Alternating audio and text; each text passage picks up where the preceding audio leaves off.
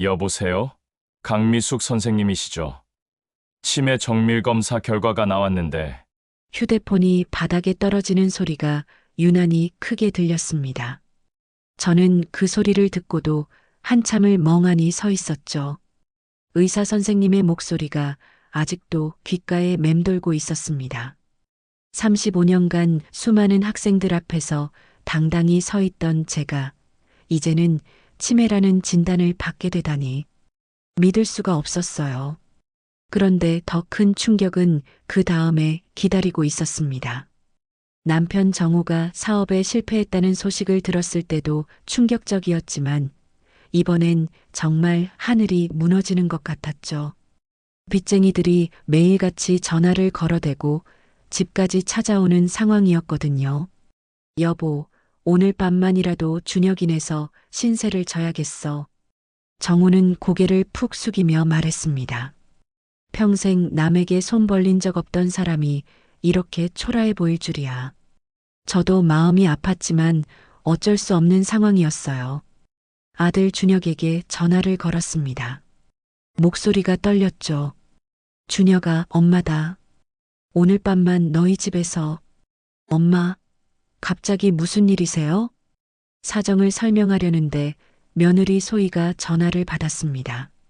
어머님, 죄송하지만 저희도 바쁘고 호텔이 더 편하실 것 같은데요. 아이들 때문에 집안이 너무 시끄러워서. 차가운 목소리였어요. 평소에도 저를 그리 좋아하지 않는다는 건 알고 있었지만 이렇게까지 냉정할 줄은 몰랐습니다. 소희야, 하루만. 정말 하루만. 지금 서연이도 감기 걸려서 병원 갔다 와야 하고 민준이도 학원 숙제 도와줘야 해서 정말 어려울 것 같아요.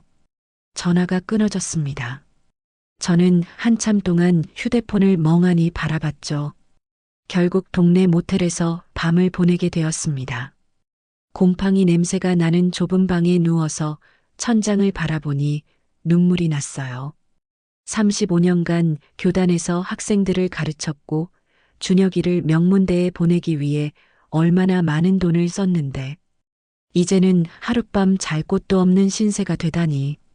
그런데 더 무서운 건 제 머릿속이었습니다. 아까 모텔 찾아오는 길에 길을 헤맸거든요. 30년 넘게 살던 동네인데도 말이죠. 방금 전에 뭘 하려고 했는지 기억이 안 날 때도 있고 자주 쓰던 단어가 갑자기 생각나지 않을 때도 있었어요. 이게 정말 치매인가? 잠을 이루지 못하고 뒤척이다가 새벽이 되었습니다. 정우는 옆에서 코를 골고 있었지만 저는 한숨도 잘 수 없었어요. 휴대폰을 보니 새벽 4시였습니다. 이런 시간에 깨어 있으니 더욱 서글펐죠. 예전 같으면 이 시간에는 다음날 수업 준비를 하고 있었을 텐데 이제는 할 일도 없고 갈 곳도 없는 신세가 되었습니다. 창밖으로 보이는 네온사인 불빛이 깜빡거렸어요. 저도 저 불빛처럼 깜빡거리다가 언젠가는 꺼져버리는 건 아닐까 하는 생각이 들었습니다. 내가 언제까지 나를 기억할 수 있을까? 치매 진단을 받고 처음으로 정말 무서워졌습니다. 죽음보다도 무서운 게 살아있으면서도 모든 걸 잊어버리는 거잖아요. 가족들 얼굴도 제가 누구인지도 평생 해온 일들도 모두 사라진다니. 모텔 침대에 누워서 저는 다짐했습니다. 가족들에게 짐이 되지 않겠다고. 혼자서라도 이 병을 이겨내 보겠다고. 하지만 그 다짐이 얼마나 허무한 것인지는 아직 모르고 있었죠. 다음 날 아침 집으로 돌아가는 길에 예전 제가 근무했던 고등학교 앞을 지나게 되었습니다. 35년간 다녔던 그 길이었죠. 정우야, 잠깐 차 세워줄래? 학교 정문을 바라보니 감회가 새로웠습니다. 저기서 얼마나 많은 학생들을 가르쳤을까요? 수천 명은 될 거예요. 기억이 새록새록 났습니다. 첫 발령받았을 때의 떨림, 처음 담임을 맡았을 때의 설렘, 제자들이 좋은 대학에 합격했다는 소식을 들었을 때의 기쁨까지. 특히 준혁이를 키울 때가 생각났어요. 그땐 정말 바빴죠. 낮에는 학교에서 남의 자식들 가르치고, 밤에는 집에서 내 아이 공부 봐주고, 주말마다 학원 데려다 주고, 과외 선생님 집까지 데려다 주고, 엄마, 저 정말 이 학원 안 다녀도 될까요? 안 돼. 너는 꼭 좋은 대학 가야 해. 그때는 교육열이 지금보다 더 높았거든요. 특히 교사인 제가 내 아이를 제대로 키우지 못한다면 얼마나 부끄러운 일이겠어요. 준혁이 과외비만 한 달에 100만 원이 넘었습니다. 제 월급의 절반 이상이었죠. 정호 사업이 잘 될 때라 가능한 일이었어요. 학원비, 교재비, 심지어 해외 연수까지 보냈으니까. 여보, 이렇게까지 해야 하나? 정호가 가끔 걱정했지만 저는 단호했습니다. 교육만큼은 아끼면 안 돼. 준혁이 미래가 걸린 문제야. 그 결과 준혁이는 명문대에 들어갔고 대기업에도 취직했죠. 저는 얼마나 뿌듯했는지 몰라요. 학교 동료들에게도 자랑했고 동네 사람들에게도 떠벌리고 다녔습니다. 며느리 소희를 처음 만났을 때도 기뻤어요. 변호사라니 우리 아들 참 잘 됐구나 싶었죠. 어머님, 앞으로 잘 부탁드려요. 그때 소희는 정말 예의 바르고 똑똑해 보였습니다. 저는 며느리가 자랑스러웠어요. 결혼식 때도 제가 얼마나 많이 도와줬는지 몰라요. 예단부터 시작해서 신혼집 장만할 때까지. 정호 사업이 잘 되던 시절이라 아낌없이 베풀 수 있었거든요. 어머님 덕분에 이렇게 좋은 집에서 살 수 있게 되었어요. 소희가 고맙다고 인사할 때마다 저는 흐뭇했습니다. 좋은 며느리를 만났다고 생각했죠. 손자, 손녀가 태어났을 때도 마찬가지였어요. 산후조리원비, 육아용품, 유모차까지 모든 걸 제가 마련해 줬습니다. 서연이 예쁘죠? 할머니 닮았나 봐. 민준이는 할아버지 닮은 것 같아요. 그때가 정말 행복했습니다. 경제적으로도 여유 있고 가족들도 화목하고 제 인생의 전성기였다고 할 수 있어요. 하지만 지금은 어떤가요? 집에 돌아와 보니 또 빚쟁이들이 찾아왔던 흔적이 있었습니다. 대문에 붙어 있는 독촉장들을 떼어내며 정호가 한숨을 쉬었죠. 미수가 이제 정말 어떻게 해야 할지 모르겠다. 정호의 사업이 망한 건 하루아침에 일어난 일이 아니었어요. 몇 년 전부터 조짐이 있었죠. 거래처에서 돈을 떼먹히고 투자했던 사업들이 줄줄이 실패하고 괜찮아. 다시 시작하면 돼. 그때까지도 저는 낙관적이었습니다. 정호가 30년 넘게 사업해온 사람인데 금방 회복할 거라고 생각했어요. 하지만 현실은 달랐습니다. 빚은 눈덩이처럼 불어났고 집까지 담보로 잡혀 있는 상황이 되었죠. 그 와중에 제가 치매 진단까지 받게 되다니 정말 설상가상이었어요. 옆집 박영자 아주머니가 찾아왔습니다. 동갑내기인 영자는 제가 몇 년 전부터 변해가는 걸 눈치채고 있었던 것 같아요. 미수가 요즘 많이 힘들어 보이더라. 혹시 무슨 일 있어? 아니야, 별일 없어. 감추고 싶었지만 영자의 날카로운 눈을 속일 수는 없었죠. 이상하다 했어. 얼마 전에 슈퍼에서 만났는데 내 이름을 못 알아보더라고. 그제야 생각났습니다.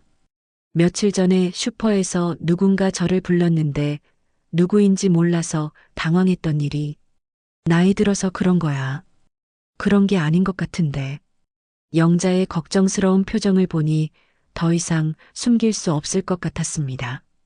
소희의 사무실에서 바라본 한강이 유난히 아름다웠습니다. 하지만 소희의 마음은 전혀 평온하지 않았죠. 시어머니가 또 전화하셨어요? 동료 변호사가 물었습니다.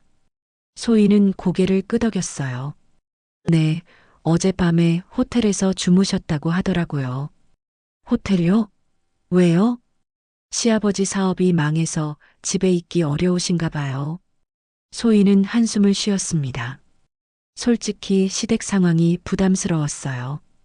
지금까지 받기만 했는데 이제는 도와달라고 하니까 갑자기 짐스러워진 거죠. 예전에는 달랐습니다. 시어머니가 워낙 잘해주셔서 고마웠거든요.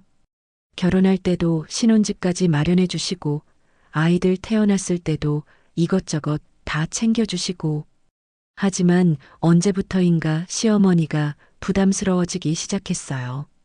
너무 자주 연락하시고 육아에도 간섭하시고 제 일에 대해서도 이런저런 말씀을 하시고 소희야, 변호사라고 너무 바빠하지 마.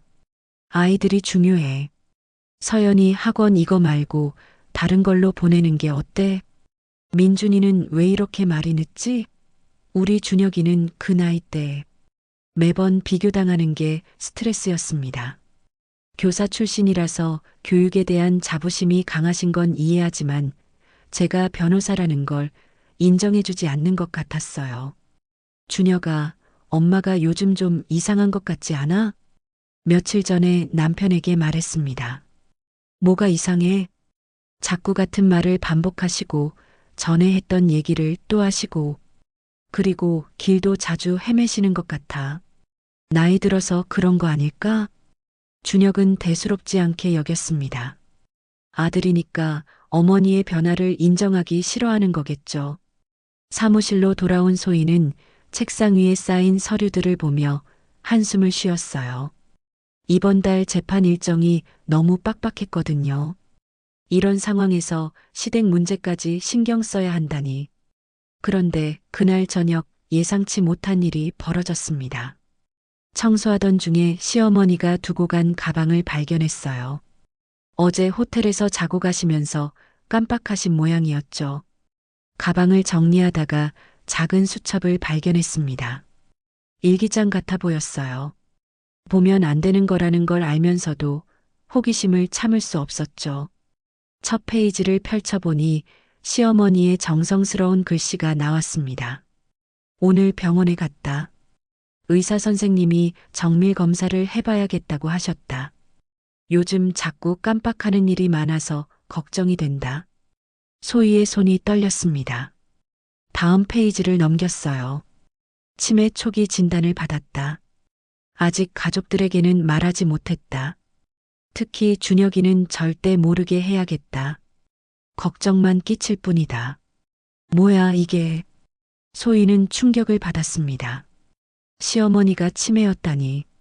그러고 보니 최근 들어 이상한 행동들이 설명되었어요. 계속 읽어보니 더 놀라운 내용들이 나왔습니다. 치료비가 만만치 않다. 집을 팔아야 할지도 모르겠다. 정호에게도 말할 수 없고 혼자 짊어져야 하는 짐이 너무 무겁다. 소희가 요즘 나를 귀찮아한다. 당연한 일이다. 누가 치매 시어머니를 좋아하겠는가. 미리 거리를 두는 게 현명한 일인지도 모르겠다. 소희는 눈물이 났습니다. 시어머니가 이렇게까지 생각하고 계셨다니 자신이 얼마나 냉정하게 굴었는지 깨달았어요. 일기장 마지막 부분에는 이런 글이 있었습니다. 35년간 남의 자식들을 가르쳤는데 정작 내 머릿속에서는 모든 게 사라져간다. 아이러니하다. 가르치는 일이 내 전부였는데 이제는 배워야 하는 처지가 되었다. 어떻게 병과 싸워야 하는지, 어떻게 가족에게 짐이 되지 않을 수 있는지. 소희는 가방을 내려놓고 한참을 생각했습니다. 지금까지 자신이 얼마나 이기적이었는지 반성하게 되었어요. 변호사로서의 자부심 때문에 시어머니를 무시했던 건 아닌가 싶었죠.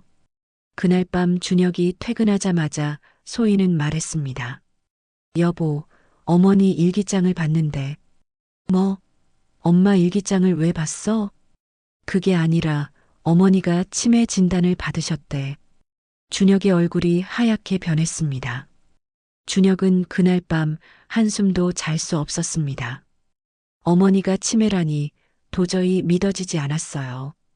다음 날 아침 일찍 실가에 전화를 걸었습니다. 엄마, 저 준혁이에요. 오늘 병원 같이 가요. 병원? 왜 갑자기? 엄마, 다 알고 있어요. 숨기지 마세요. 전화 너머로 어머니가 한숨 쉬는 소리가 들렸습니다. 소희가 말했구나. 왜 혼자 끙끙 앓고 계셨어요? 저희가 있잖아요. 너희한테 짐이 되고 싶지 않아서. 준혁은 가슴이 답답했습니다. 어머니가 혼자 이런 큰 병을 감당하려고 했다니. 병원에서 담당 의사를 만났습니다. 김 박사라는 분이었어요. 어머님이 3개월 전부터 저희 병원에 다니고 계십니다. 3개월 전부터요? 네, 처음에는 건망증이 심하다고 오셨는데 검사해 보니 초기 치매로 진단되었어요. 의사는 차트를 보며 설명했습니다. 다행히 아직 초기 단계라 적절한 치료를 받으시면 진행을 늦출 수 있습니다. 하지만 무엇보다 중요한 건 가족의 지지예요. 제가 옆에서 들으니 마음이 복잡했습니다. 3개월 동안 혼자 병원을 다니시면서 얼마나 무서우셨을까요? 엄마, 치료비는 얼마나 들어요? 한 달에 100만 원 정도 나올 것 같다. 준혁이 깜짝 놀랐습니다. 저도 놀랐죠. 그런 큰 돈을 어떻게 혼자 감당하려고 하셨을까요? 집으로 돌아가는 길에 준혁이 물었습니다. 엄마, 설마 집 팔려고 하신 거예요? 그것밖에 방법이 없잖아. 엄마, 준혁이 목소리를 높였습니다. 왜 우리한테 상의하지 않으셨어요? 저희도 도와드릴 수 있는데. 너희도 애들 키우느라 힘들잖아. 특히 소희는 나를 부담스러워하고. 그 말을 듣고 준혁은 할 말을 잃었습니다. 어머니의 눈치가 얼마나 빠른지 알 수 있었어요. 집에 도착해서 정호에게도 사실을 털어놨습니다. 뭐라고? 치매? 정호는 믿을 수 없다는 표정이었어요. 그래서 요즘 이상하더라. 같은 말을 몇 번씩 하고 약속도 자주 까먹고. 왜 나한테도 말 안 했어? 당신도 사업 문제로 힘든데 걱정 끼치고 싶지 않아서. 부부가 서로를 생각하는 마음은 고마웠지만 이런 식으로 혼자 끙끙 앓는 건 옳지 않다고 생각했습니다. 그날 저녁 소희와 준혁이 다시 찾아왔어요. 어머니, 죄송해요. 소희가 고개를 숙였습니다. 그동안 제가 너무 몰랐어요. 어머니가 이렇게 힘드신 줄 모르고. 괜찮다, 소희야. 너도 바쁜데. 아니에요. 변명이에요. 제가 변호사라고 해서 너무 오만했던 것 같아요. 소희의 진심 어린 사과를 들으니 마음이 좀 누그러졌습니다. 엄마, 이제부터는 저희가 도와드릴게요. 치료비 걱정하지 마시고 치료부터 받으세요. 준혁의 말에 저는 고개를 저었습니다. 너희가 무슨 돈이 있다고 그래. 애들 교육비도 만만치 않을 텐데. 엄마가 저 키우실 때 얼마나 많은 돈을 쓰셨는데요. 이제는 제가 어머니를 돌봐드릴 차례죠. 그 말을 듣고 눈물이 났습니다. 내 아들이 이렇게 컸구나 싶었어요. 하지만 여전히 걱정이었습니다. 젊은 부부가 부담하기에는 너무 큰 돈이거든요. 정말 괜찮겠어? 네, 어머니. 저도 변호사잖아요. 의료비 지원받을 수 있는 방법도 알아볼게요. 소희의 말에 조금 희망이 생겼습니다. 역시 전문직이라 다르구나 싶었어요. 그날 밤 정우와 이야기했습니다.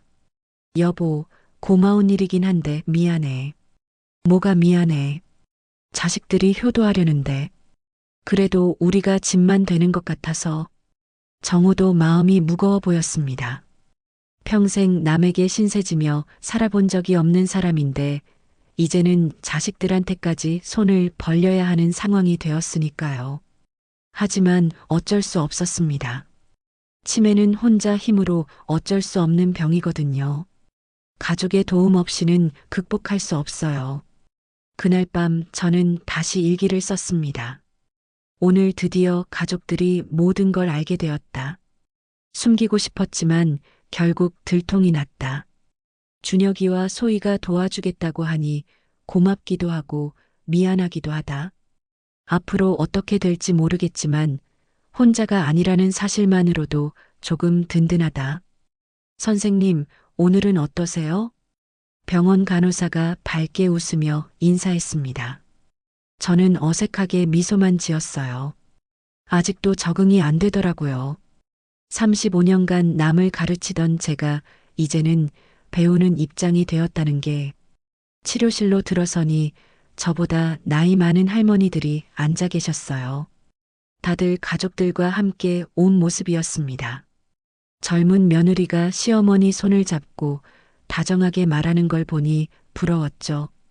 할머니, 어제 배운 거 기억나세요? 응, 기억난다. 저런 모습을 보면서 우리 소희는 어떨까 생각했습니다. 아직도 어색한 기색이 역력하거든요. 오늘은 단어 연상 게임을 해보겠습니다. 치료사가 말했어요. 간단한 게임인 것 같았는데 막상 해보니 쉽지 않더라고요. 봄하면 뭐가 떠오르세요? 꽃. 아니, 벚꽃? 아니다. 머릿속이 하얗게 변했습니다. 분명히 알고 있는 단어인데 나오지 않았어요. 옆에서 다른 분들이 술술 대답하는 게 들렸는데 저만 멍하니 있었죠. 괜찮아요. 천천히 생각해 보세요. 치료사가 다독여 주었지만 자존심이 상했습니다. 국어 교사였던 제가 단어를 못 떠올린다니. 집에 돌아와서도 기분이 좋지 않았어요. 거울을 보니 낯선 사람 같았습니다. 언제부터 이렇게 늙어 보였을까요? 여보, 오늘 치료 어땠어? 정우가 물었습니다. 그냥 그래. 솔직하게 말할 수 없었어요. 자존심 때문이었죠. 그날 저녁 준혁과 소희가 왔습니다. 요즘 자주 오더라고요. 걱정이 되나 봐요. 엄마, 병원에서 뭐 하세요? 별거 없어. 간단한 게임 같은 거. 재밌으세요? 준혁이 물었는데 대답하기 어려웠습니다. 재미있다기보다는 답답했거든요. 엄마가 교사 출신이시니까 다른 분들보다 훨씬 잘하실 거예요. 소희가 말했는데 그게 더 부담스러웠어요. 실제로는 그렇지 못한데. 며칠 후 더 당황스러운 일이 벌어졌습니다. 마트에서 장을 보다가 누군가 저를 부르는 소리가 들렸거든요. 선생님, 돌아보니 젊은 남자가 반갑게 손을 흔들고 있었어요. 그런데 누구인지 기억이 안 났습니다. 선생님, 저 기억 안 나세요? 김영호예요. 영호. 가물가물 기억이 났어요. 그런데 확실하지 않았습니다. 15년 전에 3학년 5반에서 국어 배웠는데요. 지금은 병원에서 일해요. 아, 그래. 선생님 덕분에 제가 의사가 될 수 있었어요. 의사라고 하니까 조금 기억이 났습니다. 공부 잘하던 아이였던 것 같은데. 어느 병원에서 일해? 저희 병원이요. 신경과 전문이에요. 순간 깜짝 놀랐습니다. 신경과라니. 치매도 신경과에서 치료하잖아요. 혹시 선생님 어디 편찮으신 곳 있으세요? 영우가 조심스럽게 물었어요. 제 표정에서 뭔가 눈치챈 것 같았습니다. 아니야, 괜찮아. 서둘러 자리를 피했습니다. 제자에게 제 병을 알릴 수는 없었거든요. 집에 와서 생각해 보니 더 우울해졌어요. 예전에 제가 가르쳤던 학생이 의사가 되어서 저를 걱정하는 처지가 되다니. 내가 정말 치매 환자구나. 혼자 중얼거렸습니다. 아직도 실감이 나지 않았는데 이런 일들을 겪으니까 현실이 느껴지더라고요. 그날 밤 옛날 사진첩을 꺼내봤습니다. 교단에서 학생들과 찍은 사진들이 있었어요. 그때의 저는 얼마나 당당했을까요? 그때로 돌아갈 수는 없을까? 한숨이 나왔습니다. 시간은 되돌릴 수 없고 병은 계속 진행될 텐데. 며칠 후 또 다른 충격이 기다리고 있었어요. 병원에 갔더니 담당 의사가 바뀌었다는 거였습니다. 새로 오신 김영호 선생님이세요. 간호사가 소개해줬는데 그 이름을 듣는 순간 가슴이 뛰었어요. 진료실 문이 열리고 영호가 들어왔습니다. 선생님, 안녕하세요. 영호야. 네, 맞습니다. 이렇게 다시 만나게 되었네요. 세상이 참 좁다고 생각했습니다. 제가 가르쳤던 학생이 이제는 저를 치료하는 의사가 되다니. 선생님, 부끄러워하지 마세요.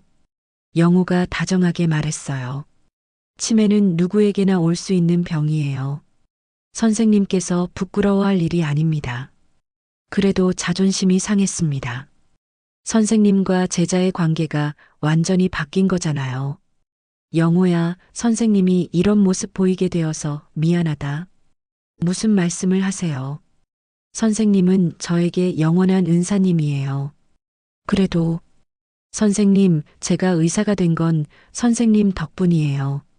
고등학교 때 선생님이 저에게 꿈을 심어주셨잖아요. 영호의 말에 조금 위안이 되었지만 여전히 마음이 복잡했어요. 이제 제가 선생님을 도와드릴 차례예요. 최선을 다해서 치료해 드릴게요. 집에 돌아와서 준혁에게 말했습니다. 오늘 깜짝 놀랄 일이 있었어. 뭔데요, 엄마? 담당 의사가 내가 예전에 가르쳤던 제자더라.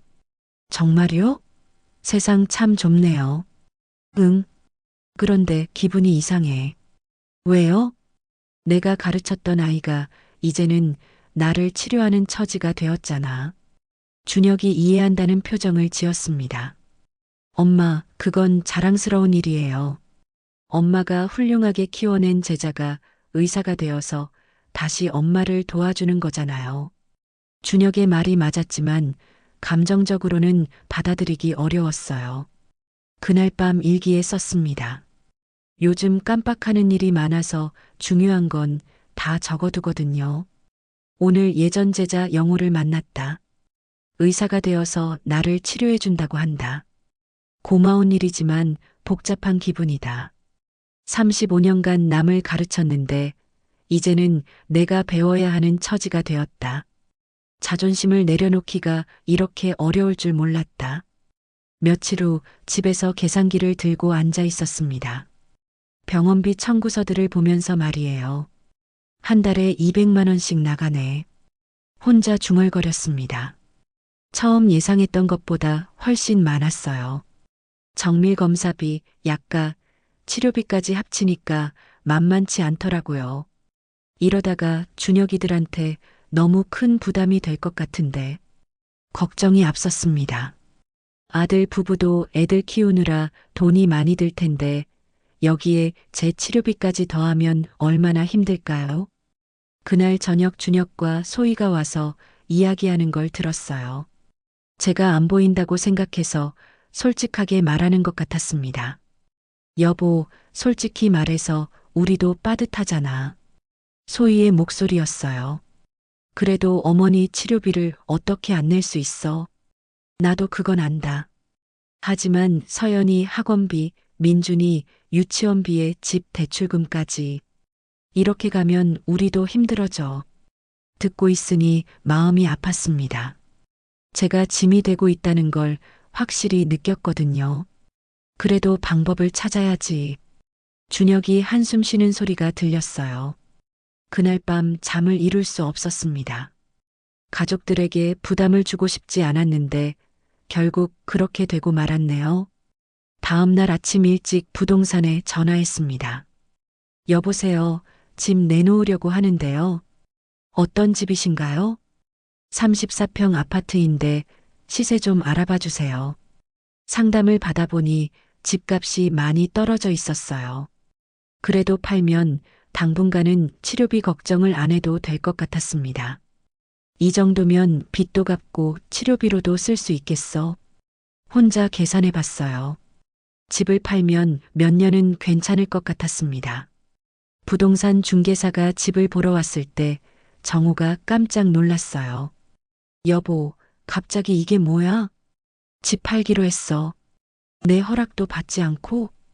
당신도 찬성할 줄 알았는데. 정우는 당황했지만 크게 반대하지는 않았습니다. 사업 실패로 빚이 많은 상황에서 어차피 언젠가는 팔아야 할 집이었거든요. 그래, 어쩔 수 없지. 정우도 체념하는 것 같았어요. 문제는 준혁과 소희였습니다. 집에 와서 부동산 전단지를 보고는 깜짝 놀라더라고요. 엄마, 이게 뭐예요? 집 팔기로 했어. 왜 갑자기요?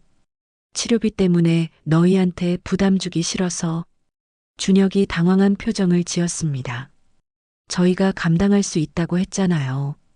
너희 이야기 다 들었어. 뭘 들으셨는데요? 힘들다고 하더라. 당연한 일이야. 소희가 얼굴이 빨개졌어요. 어머니, 그건 솔직히 말해봐. 부담스럽지 않아? 부담스럽긴 하지만 그렇다고 어머니가 집까지 파실 필요는 없어요. 아니야. 더 이상 너희한테 짐이 될 수는 없어. 그날 밤 가족 간에 큰 다툼이 벌어졌습니다. 엄마, 저희가 언제 어머니를 짐이라고 했어요? 준혁이 화를 냈어요. 말로는 안 했지만 표정에 다 나와 있었어. 그건 어머니 생각이에요. 내 생각이 아니라 사실이야. 소희도 끼어들었어요. 어머니, 제가 변호사잖아요. 다른 방법을 찾아볼게요. 무슨 다른 방법이 있겠어? 정부 지원도 받을 수 있고 보험 적용되는 것도 있어요. 그런 걸로 얼마나 되겠어? 가족들이 아무리 말려도 저는 고집을 부렸어요. 더 이상 가족들에게 부담을 주고 싶지 않았거든요. 며칠 후 옆집 영자 아주머니가 찾아왔습니다. 미수가 집 판다며? 응, 팔기로 했어. 왜? 갑자기? 영자에게는 솔직하게 말할 수밖에 없었어요. 치매 걸렸어. 치료비 때문에 집 팔려고. 뭐라고? 치매? 영자가 깜짝 놀랐습니다. 그래서 요즘 이상하더라. 왜 진작 말 안 했어? 걱정 끼치기 싫어서. 바보 같은 소리 하지 마. 친구가 뭐 하는 거야? 영자가 눈물을 글썽이더라고요. 미수가 집 팔지 마. 다른 방법이 있을 거야. 무슨 방법이 있겠어? 이게 최선이야. 예전에 너한테 도움받은 제자들이 많잖아. 그 사람들한테 연락해봐. 그런 식으로 도움 달라고 할 수는 없지. 왜 못해? 선생님이 그동안 얼마나 많은 사람들 도와줬는데. 영자의 말이 맞았지만 자존심이 허락하지 않았어요. 그날 밤 또 가족회의가 열렸습니다. 엄마, 정말 마지막 부탁이에요. 집 팔지 마세요. 준혁이 간절하게 말했어요. 왜 그렇게 반대해? 엄마가 평생 살던 집인데 치료비 때문에 파신다면 저희가 얼마나 죄스럽겠어요. 그래도 현실은 바꿀 수 없잖아. 어머니, 제가 법무법인에서 의료비 대출도 알아볼게요. 소희도 나섰어요. 대출 받으면 이자는 어떻게 갚을 거야? 그것도 방법이 있을 거예요. 너희가 그렇게 말해도 나는 더 이상 짐이 되고 싶지 않아. 결국 그날도 결론 없이 끝났습니다. 다음날 영호가 병원에서 저를 붙잡더라고요. 선생님, 집 파신다고 들었는데 정말이에요? 누가 그랬어? 동네 소문 다 났어요. 왜 그러세요? 치료비 때문이야. 선생님, 그러시면 안 되죠. 다른 방법이 있을 텐데. 무슨 다른 방법이 있겠어? 영우가 심각한 표정을 지었어요. 선생님, 혹시 제자들 연락처 있으세요? 왜? 도움을 요청해 보세요. 그런 건 싫어. 선생님, 자존심만 세우시면 안 돼요. 가족들도 힘들고 선생님도 힘드실 텐데. 영호의 말이 가슴에 와 닿았지만 여전히 받아들이기 어려웠습니다. 그날 밤 일기에 썼어요. 모든 사람들이 집 팔지 말라고 한다. 하지만 내가 가족들에게 짐이 되는 건 분명한 사실이다. 다른 방법이 있을까 하지만 현실적으로 어렵다. 어떻게 해야 할지 정말 모르겠다. 딩동. 문을 열었는데 젊은 사람들이 줄지어 서 있었습니다. 정장을 입은 모습이 마치 무슨 회사 직원들 같았어요. 선생님, 제일 앞에 선 사람이 반갑게 인사했는데 누구인지 바로 알 수 없었어요. 요즘 자주 그래요. 분명히 아는 얼굴인데 이름이 나오지 않거든요. 저 박정민입니다. 20년 전에 3학년 2반에서 배웠던 아, 정민아. 그제야 기억이 났습니다. 공부는 잘했지만 집안 형편이 어려웠던 아이였죠. 그리고 이분들은 다 선생님 제자들이에요. 저희가 선생님을 뵙고 싶어서 왔어요. 10명 정도 되더라고요. 영호도 보이고 처음 보는 얼굴들도 많았습니다. 들어와라, 얘들아. 거실에 모두 앉히니 꽉 찼어요. 이런 일이 언제 있었을까 싶었습니다. 선생님, 저 김수진이에요. 15년 전에 1학년 때 배웠어요. 수진이, 저는 이민호입니다. 지금 공무원 하고 있어요. 민호야, 기억나는구나. 하나둘씩 소개를 받으니 조금씩 기억이 되살아났어요. 그런데 정민이 갑자기 봉투를 꺼내는 거였습니다. 선생님, 저희가 준비한 게 있어요. 뭐야? 치료비요.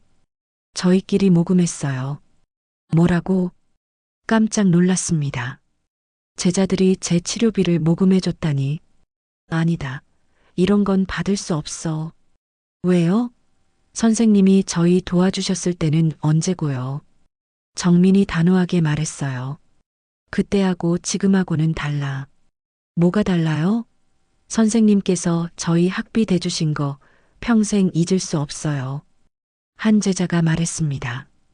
그러고 보니 정말 그랬어요. 형편 어려운 학생들 학비를 제가 몰래 도와준 적이 있었거든요. 선생님 덕분에 제가 의사 될 수 있었어요. 영우가 말했어요.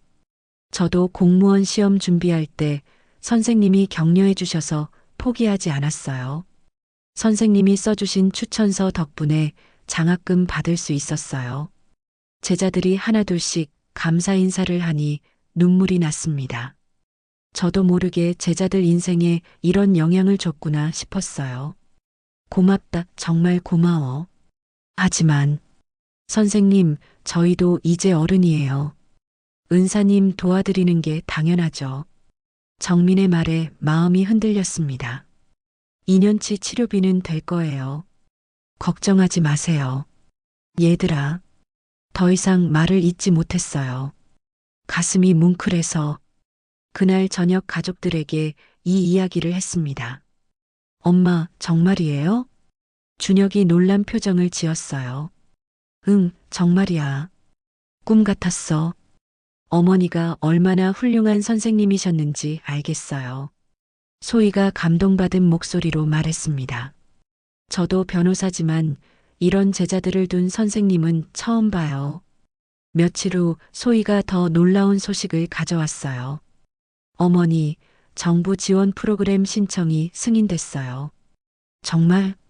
네, 치료비 60%를 국가에서 지원해줘요. 소희가 며칠 동안 밤새워 서류를 준비했다고 하더라고요. 그럼 제자들이 준 돈은 거의 안 써도 되겠네. 그렇죠. 그리고 장기요양보험도 적용돼서 집에 도우미 분이 오실 수도 있어요. 소희야, 정말 고마워. 어머니, 제가 변호사잖아요. 이런 건 제 전문 분야예요. 그런데 소희 표정이 조금 어두워 보였어요. 무슨 일 있어? 사실은 그동안 어머니를 제대로 이해하지 못했어요. 소희가 고백하기 시작했습니다. 처음에는 부담스러웠어요. 솔직히 말하면 어머니가 치매에 걸리셨다는 걸 알고도 피하고 싶었어요. 그럴 수 있지. 나도 이해해. 아니에요. 변명이에요. 제가 너무 이기적이었던 거죠. 소희 눈에 눈물이 맺혔어요. 어머니가 그동안 저희한테 얼마나 잘해주셨는데, 결혼할 때도 아이들 낳을 때도 항상 먼저 도와주셨잖아요. 괜찮다, 소희야. 아니에요. 어머니 일기장을 봤을 때 정말 부끄러웠어요. 어머니가 혼자 이런 고민을 하고 계셨다니. 며느리가 이렇게 마음을 터놓으니 저도 울컥했습니다. 소희야, 나도 미안했어. 너를 이해하려고 노력하지 못했지. 이제부터는 정말 가족처럼 지내고 싶어요. 어머니가 저에게 많은 걸 가르쳐 주셨어요. 내가 뭘 가르쳤다고? 참을성이요. 그리고 사랑이 뭔지도 알게 됐어요. 준혁도 크게 변했습니다. 엄마, 이제야 깨달았어요. 뭘?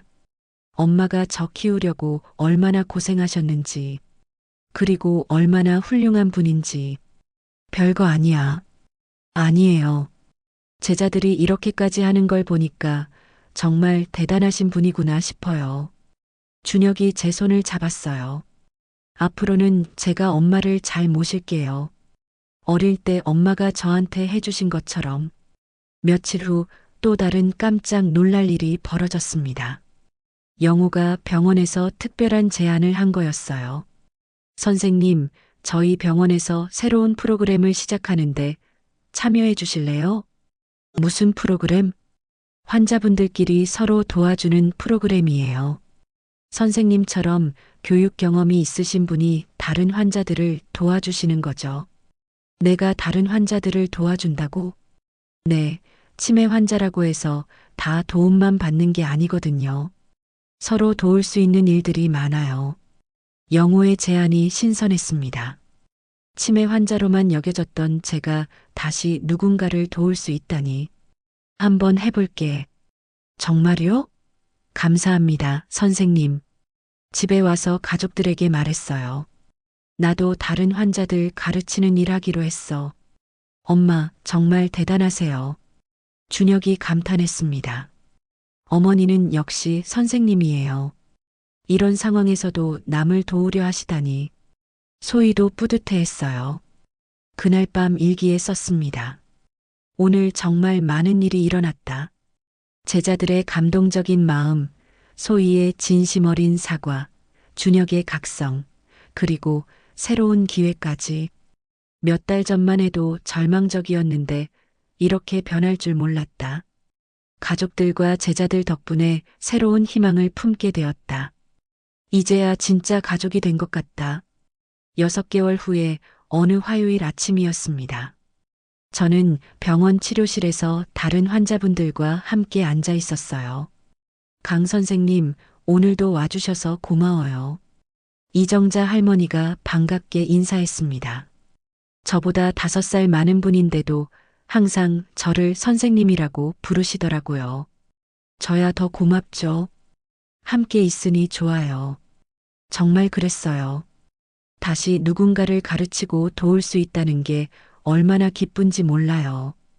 오늘은 뭘 해볼까요? 글씨 연습하고 싶어요. 그럼 천천히 써보세요. 35년간 학생들 글씨 교정해주던 경험이 여기서도 큰 도움이 되었습니다. 비록 제 기억력은 예전 같지 않지만 몸의 밴 습관들은 사라지지 않더라고요. 선생님 글씨는 참 예뻐요. 오랫동안 칠판에 썼거든요. 함께 글자를 쓰고 책을 읽고 때로는 예시 이야기도 나눴습니다. 제가 도울 수 있는 일들이 생각보다 많았어요. 집에 돌아오니 거실에서 웃음소리가 들렸습니다. 소희가 아이들과 함께 와 있었어요. 할머니, 서연이가 달려와서 제 다리를 안았어요. 할머니, 이거 같이 맞춰봐요.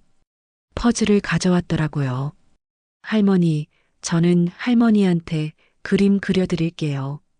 민준이도 색연필을 꺼내며 말했습니다. 아이들과 함께 있으니 마음이 편안했어요. 손자, 손녀들이 제 기억을 도와주는 역할을 해주거든요. 할머니, 어제 뭐 했는지 기억나세요? 병원 갔다 왔지? 맞아요. 그리고 우리랑 공원도 갔어요. 아, 그랬구나. 기억이 흐릿할 때 아이들이 도와주니까 덜 답답했습니다. 소희도 정말 많이 변했어요. 예전에는 아이들만 데리고 왔는데 이제는 저와 단둘이 시간을 보내기도 해요. 어머니, 치매 가족 지원 세미나에서 발표하게 됐어요. 정말? 네, 어머니 경험을 바탕으로 다른 가족들에게 도움이 되는 내용으로 준비했어요. 소희가 제 이야기를 통해 다른 사람들을 돕겠다고 하니 정말 감동적이었습니다. 어머니 덕분에 저도 많이 배웠어요. 법률적 지식만으로는 부족한 게 있더라고요. 그래, 내 마음을 이해하는 게 더 중요하다는 걸 깨달았어요. 준혁도 완전히 달라졌습니다. 아무리 바빠도 주말에는 꼭 저와 시간을 보내거든요. 엄마, 오늘 날씨 좋네요. 산책하러 갈까요? 좋지. 함께 동네를 걸으며 이런저런 이야기를 나누는 게 일상이 되었어요. 엄마, 어릴 때 이야기 더 해주세요. 너는 정말 말썽쟁이였어. 하루도 조용한 날이 없었다니까. 옛날 이야기를 하다 보면 기억이 더 선명해지는 것 같았어요. 정우도 새로운 삶을 찾았습니다.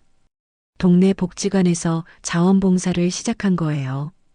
여보, 나도 이제 봉사활동 해보려고. 좋은 생각이야. 그동안 사업만 하느라 이런 일에 관심이 없었는데 요즘 많이 달라졌어. 부부가 함께 새로운 의미를 찾아가는 것 같아서 뿌듯했어요. 제자들과도 꾸준히 만나고 있습니다. 한 달에 한 번씩 모임을 갖기로 했거든요. 선생님, 요즘 표정이 많이 밝아지셨어요. 영우가 말했어요. 정말? 네, 처음 병원 오셨을 때와 완전히 달라요. 실제로도 그런 것 같았어요. 거울을 볼 때마다 예전보다 얼굴이 환해진 것 같거든요. 선생님, 저희가 장학재단을 만들었어요. 정민이 말했습니다. 장학재단? 네, 선생님 이름으로 어려운 학생들 도와주는 거요. 선생님이 그동안 해오신 일을 계속 이어가고 싶어서요. 제자들의 마음이 너무 고마웠어요. 정말 고맙다, 얘들아. 저희가 더 감사하죠. 선생님 덕분에 지금의 저희가 있으니까요. 그날 집에 와서 이 소식을 가족들에게 전했어요. 와, 정말 멋지네요. 소희가 감탄했어요. 엄마 제자들 정말 훌륭해요. 준혁도 자랑스러워했습니다. 저녁 시간에는 온 가족이 둘러앉아 함께 밥을 먹었어요. 예전에는 각자 바빠서 이런 시